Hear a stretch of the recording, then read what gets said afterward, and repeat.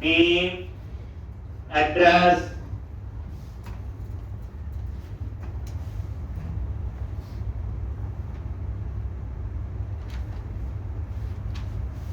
और salary.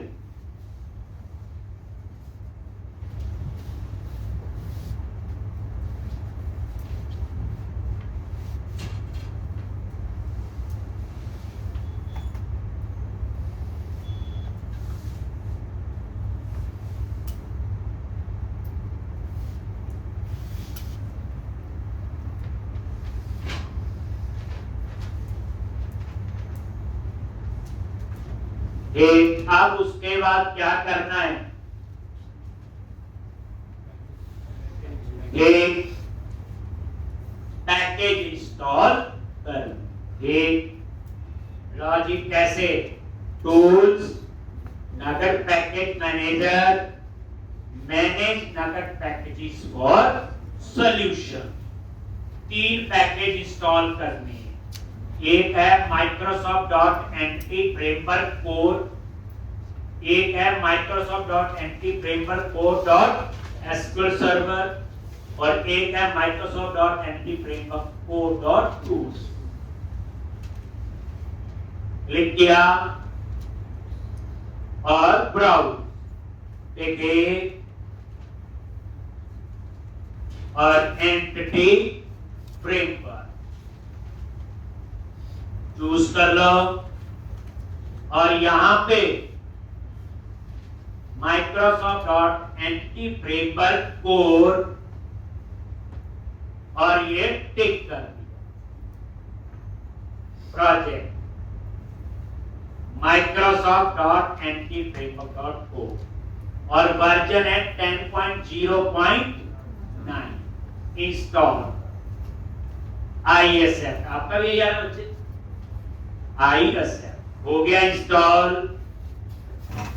उसके बाद यही नीचे आ जाओ, ये Microsoft dot anti framework core dot SQL server, install ISF, और ये टूल्स,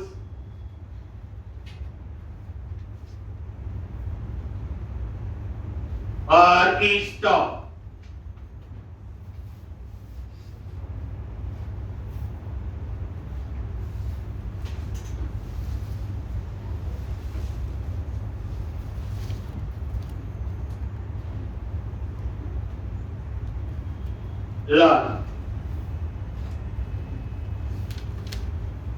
देखने है तो प्रोजेक्ट पे डबल क्लिक करो, यहां से आप चेक करो, ये 3 पैकेज इंस्टॉल हुए, एक वर्जन भी आ।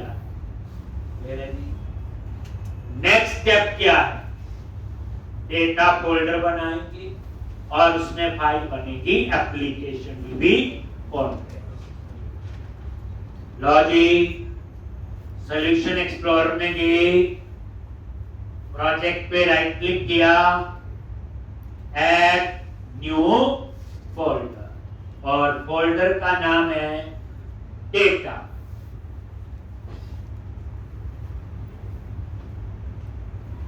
और डेटा फोल्डर पे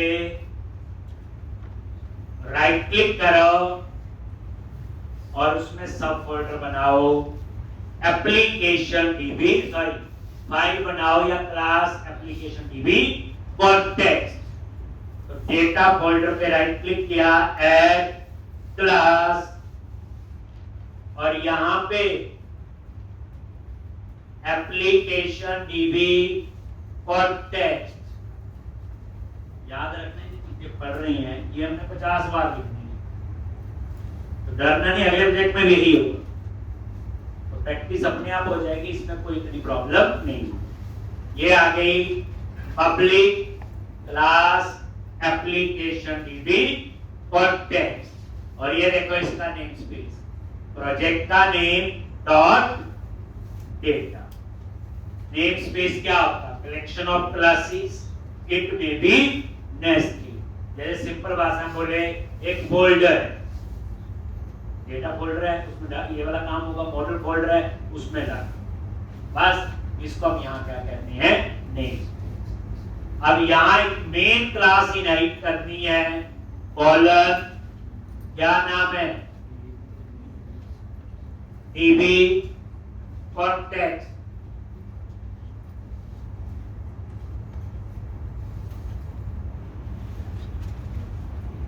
db context। अगर ये हेल्प में ऐसे ना हो तो आप इस पे माउस लेके जाओ, ये क्लिक करो साथ में, तो ये अपने आप ही आ जाता है ये वाला नेम स्पेस यूजिंग माइक्रोसॉफ्ट.एनटी फ्रेमवर्क को। कई बार तो ऊपर हेल्प में आ गया, जैसे अब आ गया तो ठीक हो गया ठीक। अगर ठीक नहीं हो रहा है तो वैसे कर लो, नहीं तो ऐसे भी आ जाए, और कंट्रोल प्लस स्पेस बार, ये तो भी एक वो नेम स्पेस ऊपर है। मतलब कहने का कई बार ये यहाँ हेल्प में ना आए, देखो अब तो ये आ जाएगा, तो आ गया db context, तो लिख दो, और ये ऊपर इसका नेम स्पेस। अगर ये नेम स्पेस नहीं पहली बार लिख रहे और आपने db context ऐसे लिखा, ये तो चलो आ गया, नहीं आ रहा मान लो हेल्प में, तो इस पे माउस लेके जाओ, ये साथ में एक एरो की बनी होती नीचे को, ये आ गया यूजिंग। अब यहाँ से उसका नेम स्पेस चूज करो अपने आप, ये क्लास इनहेरिट कर ली जो डाटाबेस में डाटाबेस बनाएगी, टेबल बनाएगी, क्वेरी जनरेट करेगी, वो यही क्लास। ये हमने नहीं बनाई, ये बनी क्लास है। बताया हुआ C# में जो इनहेरिटेंस है वो सिंपल होती है, मल्टीपल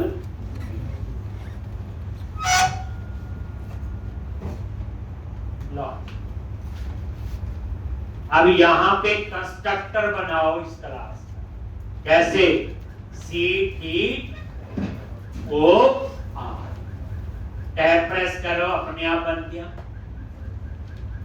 कंस्ट्रक्टर क्या होता है, एक मेथड होता है, सेम नेम क्लास नेम, ये अपने आप कॉल होगा जब इस क्लास का ऑब्जेक्ट बनाओगे।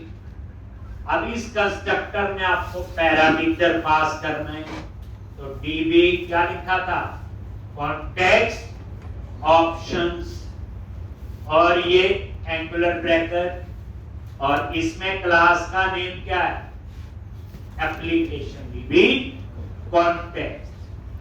ये जो ऊपर क्लास बनाई है, और ये इस टाइप का हमने क्या दे दिया, ये पेज, और इसको हमने पास कर दिया बेस क्लास।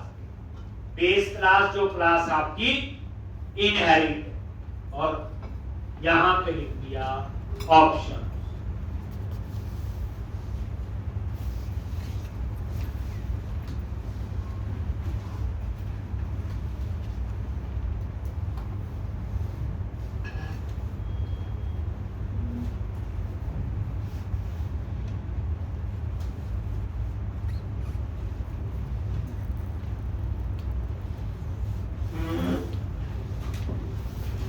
एक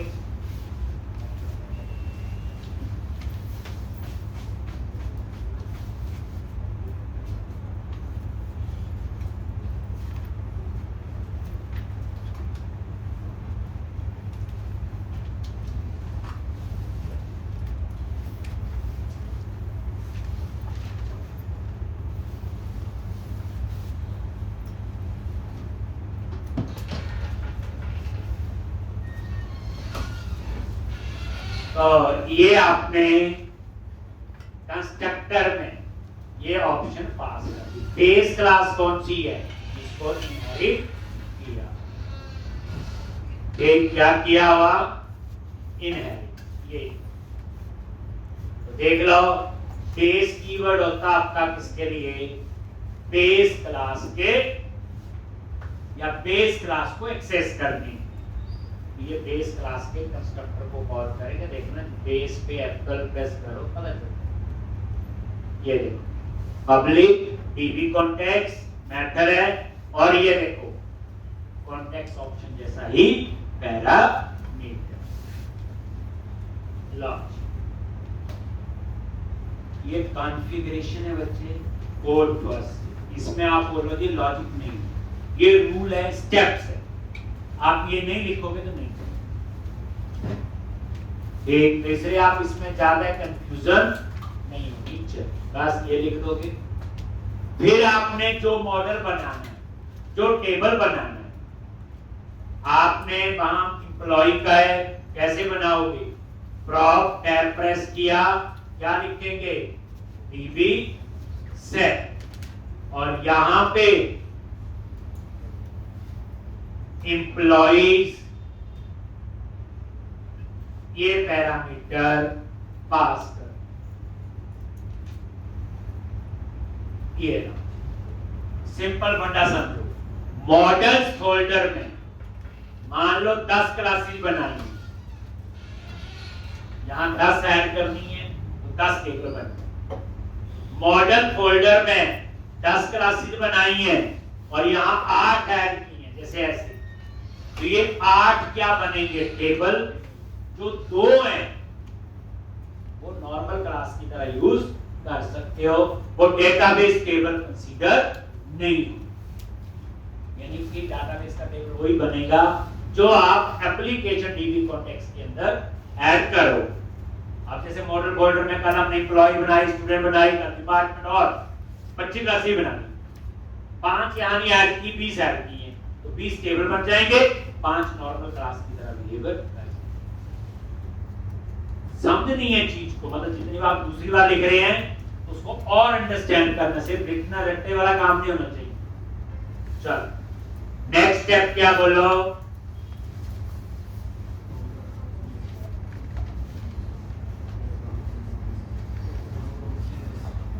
नेक्स्ट स्टेप क्या है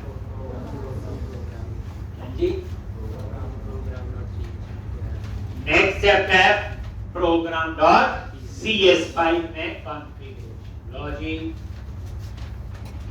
सॉल्यूशन स्कोर में गए सबसे लास्ट, ये मेन फाइल है प्रोग्राम डॉट CS, और यहां पे ये आपने फर्स्ट लाइन के बाद में लिख, क्या लिखेंगे? स्ट्रिंग कनेक्शन, स्ट्रिंग एक्सेस करना है।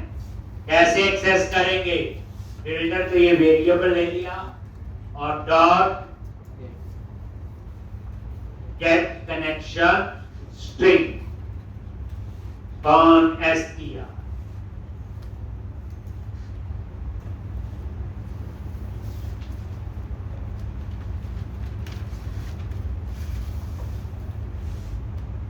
कॉन str,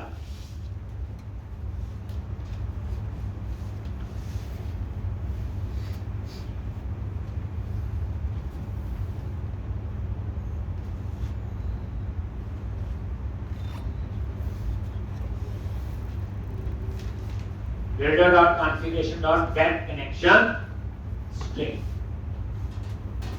उसके बाद builder.services.addDB context,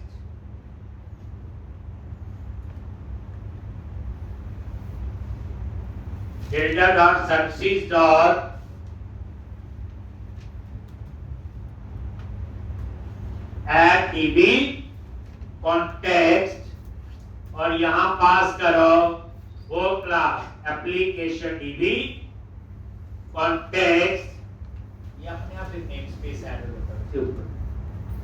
ये क्लास कहां पे है? इस नेम स्पेस में, डेटा फोल्डर। और यहां पे options,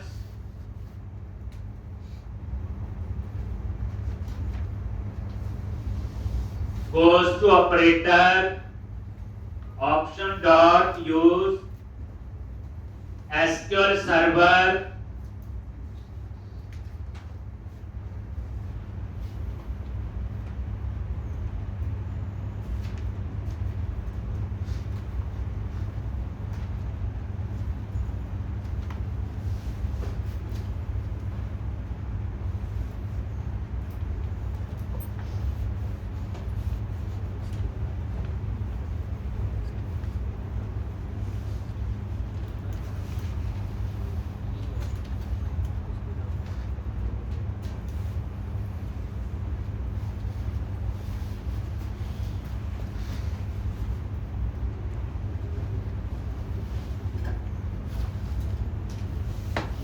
options dot use SQL server.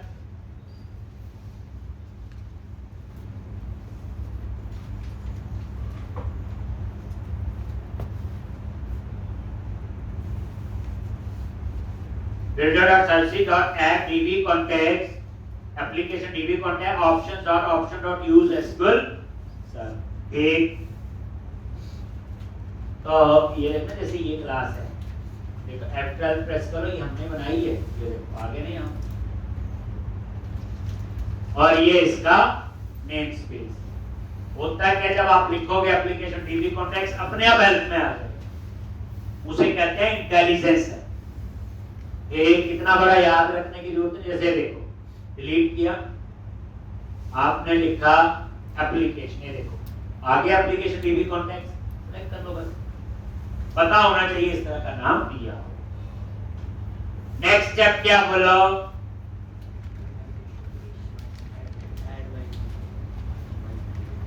Add migration, और लास्ट स्टेप है अपडेट लॉजिक। टूल्स मेन्यू में गए, नगद package manager console,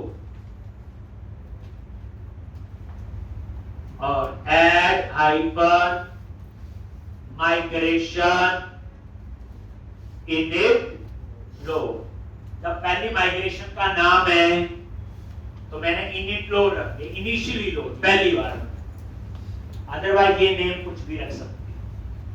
add hyper migration init load, तो ये क्या करेगा, माइग्रेशन नाम का फोल्डर बनाएगा, उसके अंदर इनिट लोड नाम की एक फाइल होगी।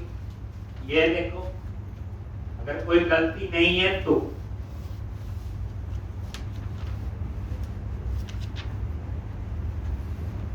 ये पूरी रिवीजन है, कल ही किया था हमने। लॉजिक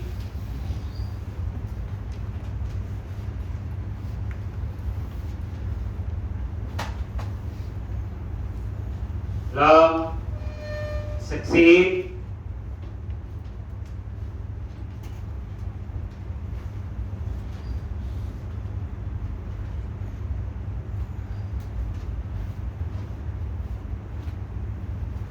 ये लॉजिक, ये माइग्रेशन फोल्डर,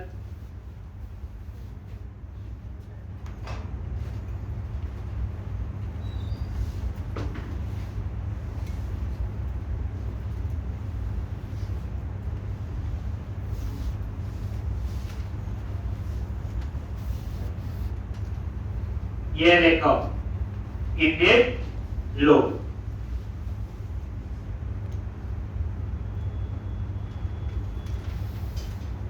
और ये देखो क्रिएट टेबल, और टेबल का नाम है एम्प्लॉय।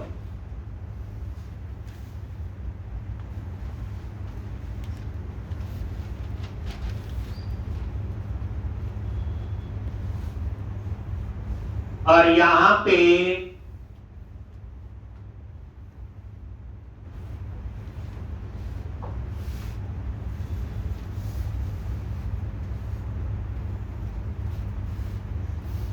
और ये आपका, ये देखो इनिट लोड क्लास है, और ये आप मेथड है, और ये देखो क्रिएट टेबल एम्प्लॉय, और ये देखो पहला column ID, data type in, identity column बन गया। आइडेंटिटी होता ऑटो एंट्री में, माइक्रोसॉफ्ट सीक्वल सर्वर में उसको आइडेंटिटी कॉलम कहते हैं। इसका मतलब है इस कॉलम में हम डेटा नहीं एंटर करेंगे, खुद जनरेट होगा 1 2 3 4 5 कर।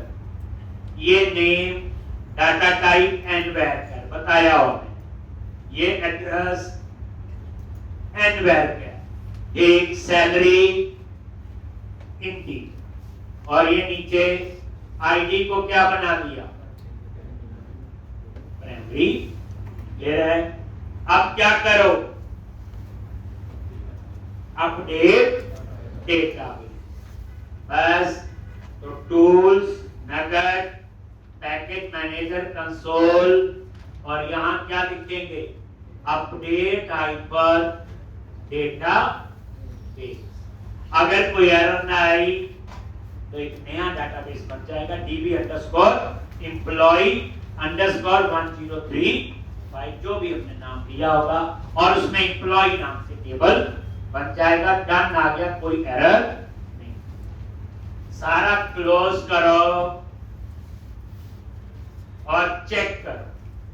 Click on view and click on server explore.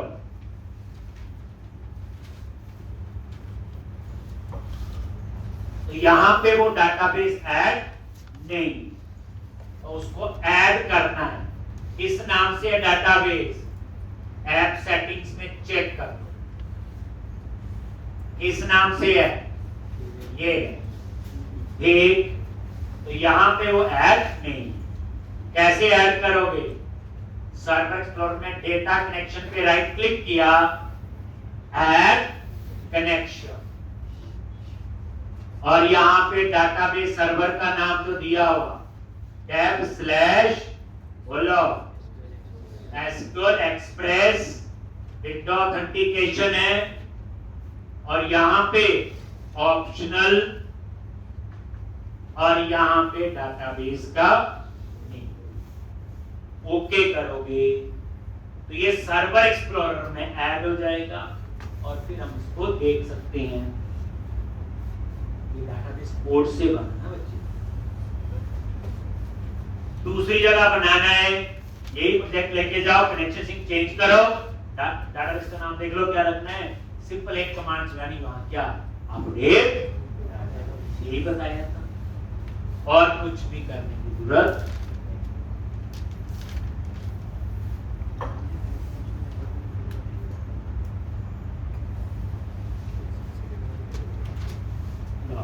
यहां तक हम करते, जब आगे चलते आज हम कंट्रोलर बनाएंगे।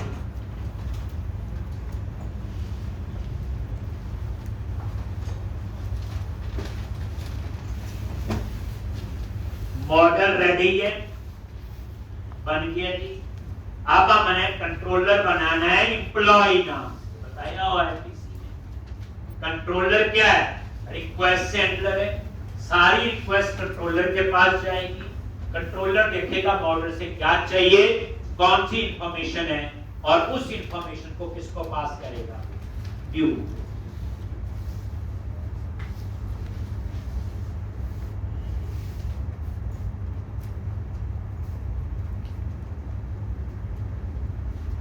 ये लो जी, ऐड हुआ होगा, ये एक्सपेंड किया टेबल्स, और ये इम्प्रूव। एक इसमें होता है माइग्रेशन हिस्ट्री, ये सिर्फ हिस्ट्री मेंटेन करता है कि माइग्रेशन में कहां कौन सी फाइल, जैसे इनिट लोड बनी, जैसे कल तो 3-4 बनाई, तो वो हिस्ट्री होती है और कुछ नहीं।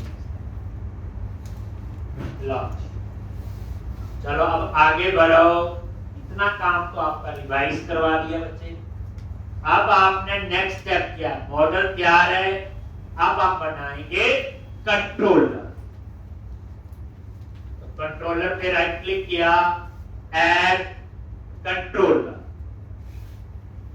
कंट्रोलर पे राइट क्लिक किया, देख लो, कंट्रोलर्स पे राइट क्लिक किया, add controller.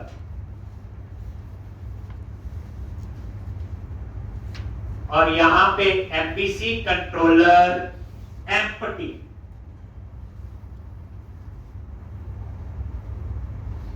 MPC controller empty,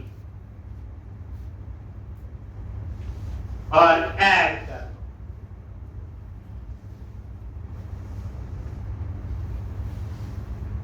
और यहां पे कंट्रोलर का नेम क्या रखना है, एम्प्लॉय। इस नाम से, एम्प्लॉय नाम से, तो ये आपका बन गया एम्प्लॉय कंट्रोलर।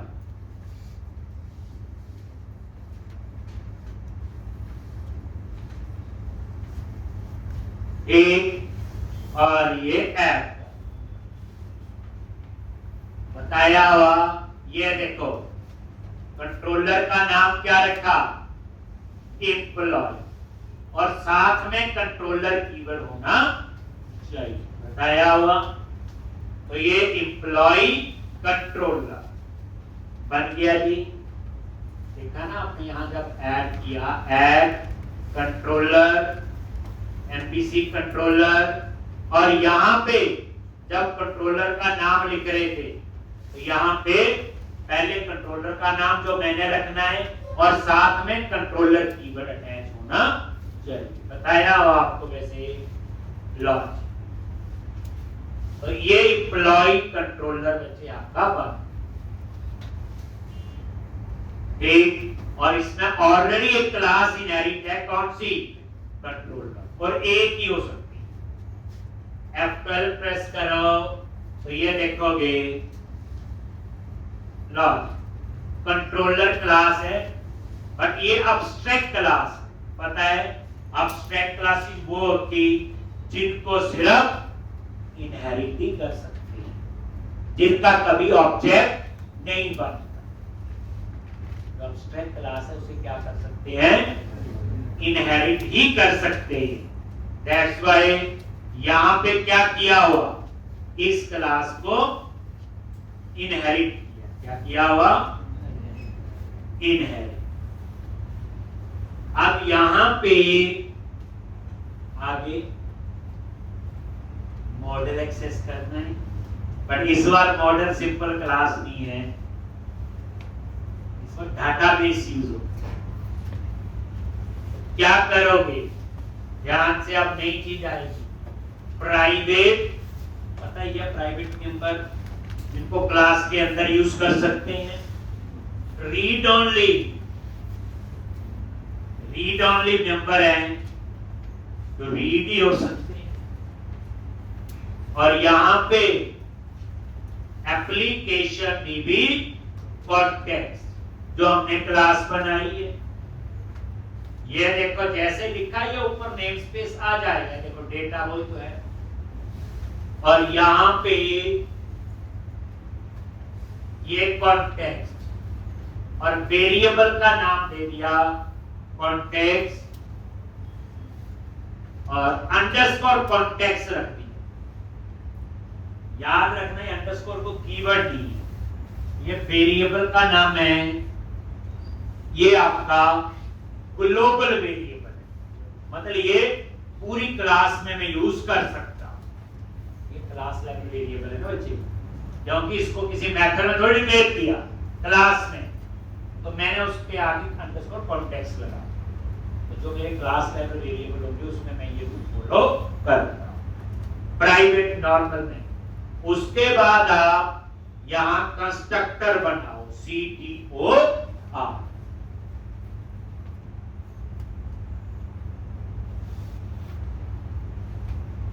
एक तो private read only application dB context,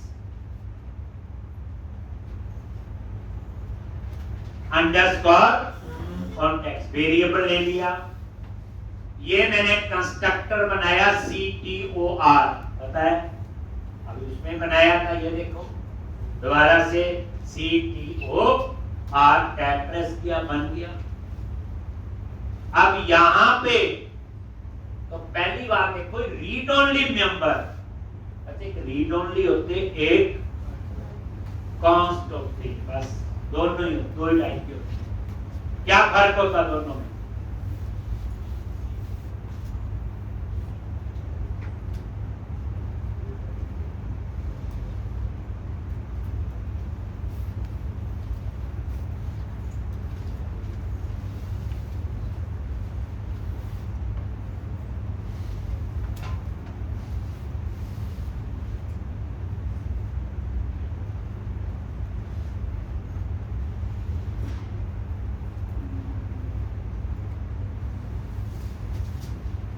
एक private read only application dB. तो रीड ओनली और कांस्टेंट में क्या फर्क है, जो रीड ओनली है, रीड ओनली होगा एक जगह हम वैल्यू चेंज कर सकते हैं सिर्फ क्लास के कंस्ट्रक्टर, और जो कांस्टेंट मेंबर है उसकी हम इंफॉर्मेशन कहीं पे भी चेंज नहीं कर सकते। जैसे ये देखो, ये मैंने रीड ओनली लिया, अब यहां पे क्लास के कंस्ट्रक्टर में आ गई और ये मैंने एक लोकल पैरामीटर लिख दिया। उसके बाद context is equal to context. अब इस पे थोड़ा सा टाइम लगाएंगे।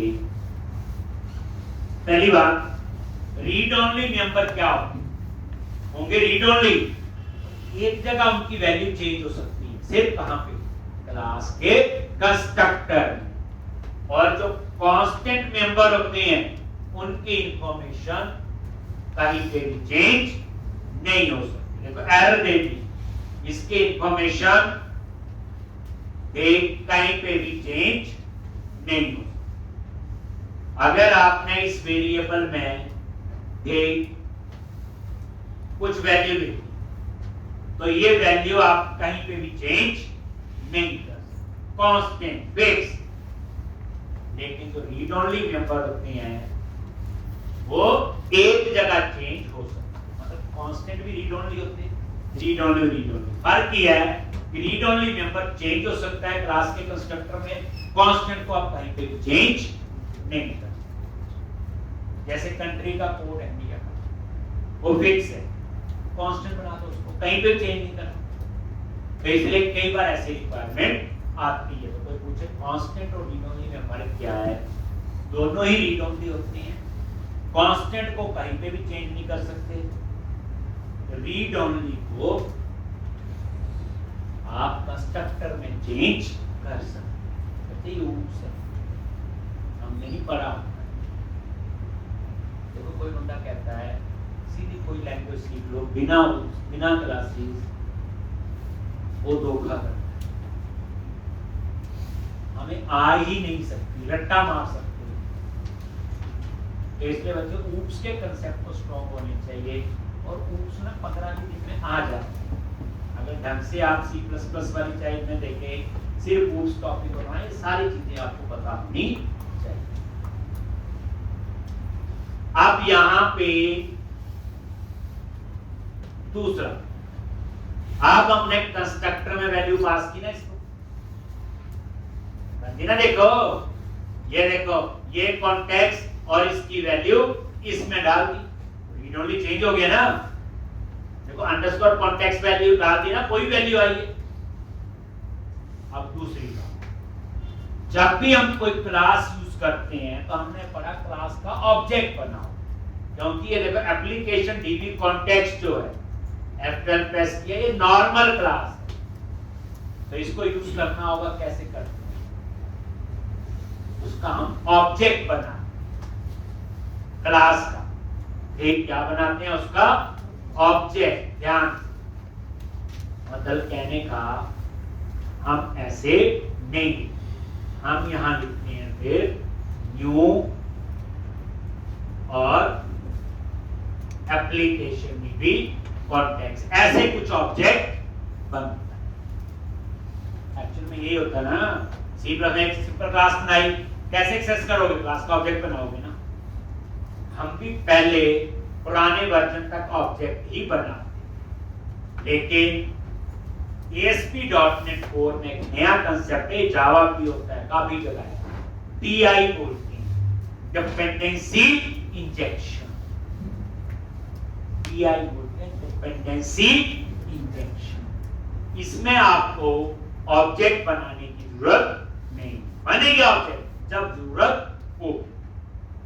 जैसे पर लेमैन की तरह बताऊं, आप कहीं पहाड़ी पे ट्रैकिंग पे जा रहे, तो ज्यादातर हम क्या करते हैं, बैग में, बड़ा बैग तो बाहर उठा नहीं सकते, पर जरूरी चीजें डाल देते हैं, पानी की बोतल, बिस्किट, कुछ डाल।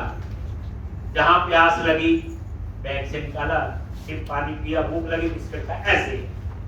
तो जहां जरूरत जितनी पड़ी, यही हुआ ना इसका मतलब आपको जी। अगर आप ट्रैकिंग पे जा रहे हो, बैग में ना पानी है ना बैग में है, कुछ बैग है नहीं है, तो कहां पहुंचोगे? फिर किसी को पूछोगे पानी कहां मिलेगा, बोले वहां जाओ। विस्कर कहाँ मिलेंगे, यहाँ यही बोलेंगे।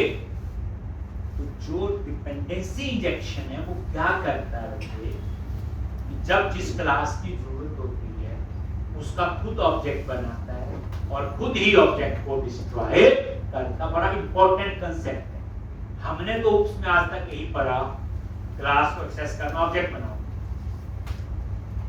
हम यहाँ ऑब्जेक्ट नहीं बनना, बनेगा लेकिन जब जरूरत होगी वो खुद ऑब्जेक्ट बनाएगा और खुद ऑब्जेक्ट डिस्ट्रॉय करेगा।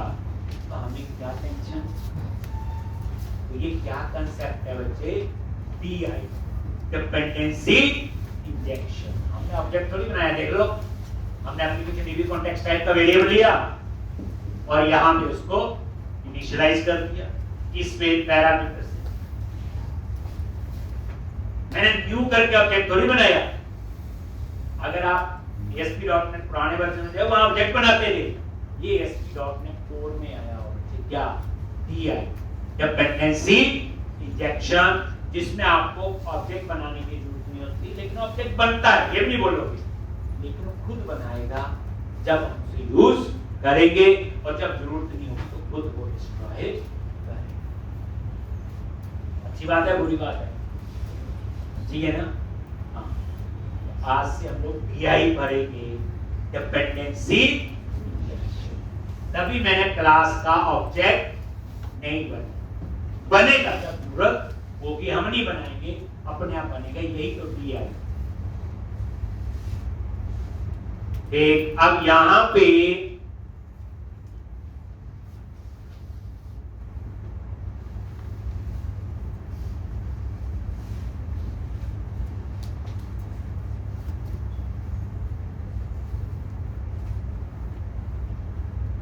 तो सबसे पहले आ जाओ इंडेक्स सेक्शन, बना हुआ बताया, और कंट्रोलर में क्या होते हैं, एक्शन होते हैं, और ये एक्शन जो है व्यू के साथ एसोसिएट होते हैं। MVC में तीन होते हैं, मॉडल, कंट्रोलर और व्यू। ये जो एक्शन है वो किसके साथ एसोसिएट है, व्यू के साथ। ये लिखा भी हुआ रिटर्न। अब यहां पे डिस्प्ले का कोड चाहिए, क्या चाहिए, टेबल से डाटा फेच कर। तो एंटिटी फ्रेमवर्क यूज करके कैसे करते हैं, अगर सिंपल करना हो तो क्वेरी होती है डेटाबेस में, select star from table name, यही होती है ना, टेबल से डाटा फेच करने के लिए सिलेक्ट स्टार फ्रॉम टेबल। लेकिन यहां पे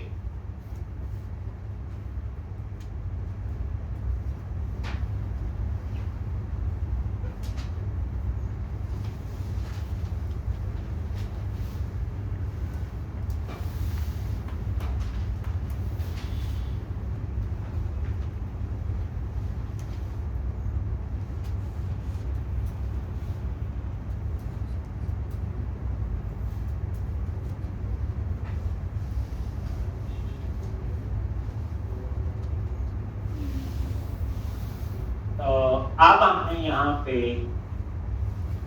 टेबल से डाटा फेच करना है। इंडेक्स पता किसके लिए बना रहे हैं, डिस्प्ले। नाम मैं चेंज कर सकता हूँ, यही रहेंगे। तो सबसे पहले देखो बच्चे, एक नई डाटा टाइप वेर। वेर एक ऐसी डाटा टाइप है जिसमें आप किसी भी टाइप का डेटा स्टोर कर सकते हैं। You can store any type of data. It may be string, integer, array, object, collection. तो where एक ऐसी डाटा टाइप है जिसमें आप किसी भी टाइप का डेटा स्टोर कर सकते हो। तो एक टेंशन खत्म हो गई कि डाटा टाइप कौन सी लेगी। तो where एक ऐसी डाटा टाइप है जिसमें किसी भी टाइप का डेटा स्टोर कर सकते हो। जैसे मैंने एम्प्लॉइज लिस्ट स्टोर करनी, एम्प्लॉय का डाटा टेबल से आएगा। तो वैर क्या करता है, मतलब किसी भी टाइप का डेटा स्टोर कर सकते हो, पहली बात। दूसरी बात, इसकी सिंगल लाइन में डिक्लेरेशन और इनिशियलाइजेशन होनी चाहिए। मतलब एक ही लाइन, आप ये नहीं कर सकते सेमीकोलन लगाया फिर नीचे आप इसको इनिशियलाइज करो, नहीं, सिंगल लाइन में डिक्लेरेशन और इनिशियलाइजेशन। जैसे मैंने यहां कुछ ऐसे लिखा, तो एक ही लाइन में डिक्लेरेशन और इनिशियलाइजेशन होनी चाहिए, रूल। तीसरी बात, always use with local member, ये हमेशा लोकल मेंबर के साथ यूज होता है। मतलब कहने का ये है, आप ऐसे डिक्लेयर नहीं कर सकते, बाहर डिक्लेयर कर लो पूरे क्लास में यूज करो, इसे आप मेथड के अंदर ही डिक्लेयर कर सकते हैं। जैसे यहां डिक्लेयर किया इंडेक्स में, तो इसका स्कोप कहां है, सिर्फ इंडेक्स के अंदर, इंडेक्स के बाहर। आप इसको ऐसे भी बाहर डिक्लेयर कर सकते हैं कि पब्लिक ऐसे कर। तो always use with local member, पहली बात। उसके बाद इसका एक फायदा है, जैसा डेटा डालते हो ये वैसी टाइप बना देता है। स्ट्रिंग डालोगे तो स्ट्रिंग बन जाएगा, इंटीजर डालोगे तो इंटीजर। आप बोलोगे डाटा टाइप क्या होती है, जैसे 100 लिखा है इंटीजर है, तो इसकी डाटा टाइप क्या बनानी चाहिए इसको, ये देखो लिख ली नहीं, मैंने तो लिखी। चलो अगर मैं यहां लिख दूं ये, तो ये क्या डाटा टाइप होनी चाहिए, स्ट्रिंग। ये देखो क्या बन गई, जैसा डाटा डालते हो ये वैसी टाइप बना, ये भी फायदा है। लेकिन ये टाइप बनाता कब है, कंपाइल टाइम पे या रन टाइम पे? ये जो डाटा टाइप है ये कब डिसाइड करता है, कंपाइल टाइम पे। रन टाइम पे करेगा तो स्लो। जब ये प्रोग्राम कंपाइल होगा, देख लो अभी पता चल गया हमें क्या डाटा टाइप है, रन तो हुआ ही नहीं अभी। ये कब डिसाइड करता है कि किसकी क्या डाटा टाइप होनी चाहिए, कंपाइल टाइम पे, ना कि रन टाइम पे। तो इसलिए इसको यूज करना कोई बुरी बात नहीं। तो वैर एक ऐसी डाटा टाइप है जिसमें किसी टाइप का डेटा स्टोर हो सकता है। दूसरी बात, लोकल मेंबर के साथ यूज होता है। तीसरी बात, सिंगल लाइन में डिक्लेरेशन और इनिशियलाइजेशन होनी चाहिए। चौथा, जैसा डाटा डालोगे ये वैसी ही टाइप बनाओ। ठीक, तो अभी तो हमें इसमें क्या डालना है, एम्प्लॉय की इंफॉर्मेशन। देखो ध्यान से, अब मैंने लिखा अंडरस्कोर कॉन्टेक्स्ट के ऊपर वेरिएबल लिया हो, लिया हो ना, ये अंडरस्कोर कॉन्टेक्स्ट डॉट और एम्प्लॉयज। देख लो, एम्प्लॉयज पे F12 प्रेस करो, नहीं पता चल जाएगा, यही तो है हमारे लिए। तो एम्प्लॉय टेबल है, डॉट एम्प्लॉयज और डॉट टू लिस्ट लॉन्च। कोई लंबा code, select star from table नहीं, बात वही है। ये टू लिस्ट क्या रिटर्न करेगा, एम्प्लॉयज की लिस्ट। अब एक एम्प्लॉय भी हो सकता है टेबल में, 10 भी हो सकते हैं, 100 भी हो सकते हैं, 1000 भी हो सकते हैं, 30 भी हो सकते हैं। अब देखो, टू लिस्ट पे माउस लेके जाओ, ये चीज जरूर देखनी। अब ये देखो, ये क्या है, लिस्ट बना रहा है। क्या बना रहा है ये, लिस्ट। किसकी, एम्प्लॉय। ये आई नंबरेबल भी लिस्ट ही होती है, इसकी एम्प्लॉय। तो चाहे लिस्ट लिख लें चाहे आई नंबर। मतलब ये क्या टर्म कर रहा है, एम्प्लॉय क्लास का ऑब्जेक्ट का एरे। क्या टर्म कर रहा है ये, एम्प्लॉय क्लास का ऑब्जेक्ट का एरे। लिस्ट क्या होती, कलेक्शन होती। इसको क्या कहते हैं, कलेक्शन। कलेक्शन क्या होती, एरे ऑफ ऑब्जेक्ट। कलेक्शन क्या होती, एरे ऑफ ऑब्जेक्ट। जैसे आप C++ पढ़ते हो, क्लास बनाई, क्लास का ऑब्जेक्ट बनाया, उस ऑब्जेक्ट का एरे बना दो। तो उस एरे को क्या बोलेंगे? कलेक्शन। नहीं क्या हम याद रखना, पुरानी तो आती ही है। तो ये क्या काम कर रहा है? एम्प्लॉई क्लास का ऑब्जेक्ट का एरे। मेरे को नहीं देखना दूसरे से, ये देखो, ये माउस लेके गए और ये नहीं कर रहा लिस्ट किसकी? Model of employee. आईडी नंबरेबल किसकी? ये भी लिस्ट ही होती है, मॉडल ऑफ। मतलब ये क्या काम कर रहा है? एम्प्लॉय क्लास का ऑब्जेक्ट का एरे। C++ आती है, क्लास बनाते हैं बच्चे, हम क्लास का ऑब्जेक्ट बना लेते हैं, तो ऑब्जेक्ट बोलते हैं। जब उसमें एरे लगा दो तो क्या होता है? Array of object. ये भी वही हो रहा है। देखो, एक एम्प्लॉय का रिकॉर्ड, एक एम्प्लॉय का ऑब्जेक्ट, 10 एम्प्लॉय का तो 10 ऑब्जेक्ट होंगे ना, तो 10 ऑब्जेक्ट को क्या बोलेंगे? एरे। इसे बोलते हैं एरे ऑफ। बड़ा इंपॉर्टेंट कंसेप्ट है, पर डरना नहीं, जो इस प्रोजेक्ट में चीजें पढ़ेंगे वो अगले में गड़बड़ नहीं। इसलिए कोई चीज बच्चे में एक बार नहीं करवा, 5-7 बार करते हैं, आ जाता है। तो इतना लेवल अभी समझ आएगा, अगली बार एक आगे बढ़ने के लिए कल आना पड़ेगा। कल हम लोग इसमें आगे करेंगे। कल कंट्रोलर भी बनेगा और व्यू भी